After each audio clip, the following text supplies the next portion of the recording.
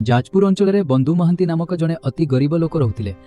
दिने तांको घरे खाइबाकू मुठाए भी किछि नथिला एवं तांको छोट पिला माने भोकरे विकल होई कांदुथिले। सेतेबेले से तांको स्त्री को कहिले, आस आमे पुरी पड़ाइबा, सेठी मोर जड़े बहुत बड़ लोक बंधु अछंती, से आमर सबु दुख बुझिबे। जेतेबेले से माने जाई पुरी रे पहुंचिले सेतेबेले बहुत राति हेई जाइथिला एवं मंदिरर द्वार बंद होई सारिथिला। भोकिला पेटरे उपाय न पाई से माने मंदिर बाहरे थिबा नाळ पाखरे सोई पड़िले।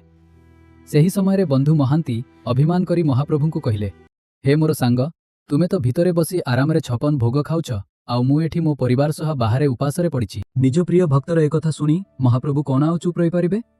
से जणे पूजारी बेसरे आसिले। तांको हातरे एक सुना थाली आनिथिले, जेउथिरे नाना प्रकारर सुआदिया महाप्रसाद भरी रहिथिला।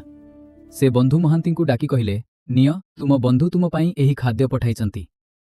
परिवार लोके खुशी रे पेट पुराई खाइले एवं सेही खाली सुना थालीटी को पाखरे रखी शोई पड़िले। तापर दिन सकाळु मंदिर रे हो हल्ला हेला जे ठाकुरंको सुना थाली चोरी होई जाइछि। खोजाखोजी कला बेलकू सेही थालीटी बंधु महांतींको पाखरु मिलिला। समस्ते तांकु चोर बोली भाबी बंदी करिदेले। किंतु सेही राति रे गजपति महाराजांकु एक स्वप्न आसिला। सेतिरे स्वयं महाप्रभु तांकु कहिले जे बंधु महांती कौनसी चोर नुहे, से हेउछि मोर प्रिय बंधु।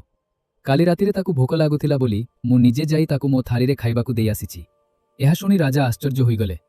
सकाळु से बंधु महांतींकु सम्मानर सह मुक्त कले एवं मंदिर रे तांकु एक स्वतंत्र सेवा दायित्व देले। एही सुंदर कहानी प्रमाण करे जे महाप्रभु जगन्नाथ सतरे दुखी मनुष्यर सबुठारु बड़ साहा। जे तांकु भल पाइबारे सांग भावी डाके से केबे भी ताकु निराश करंती नाही।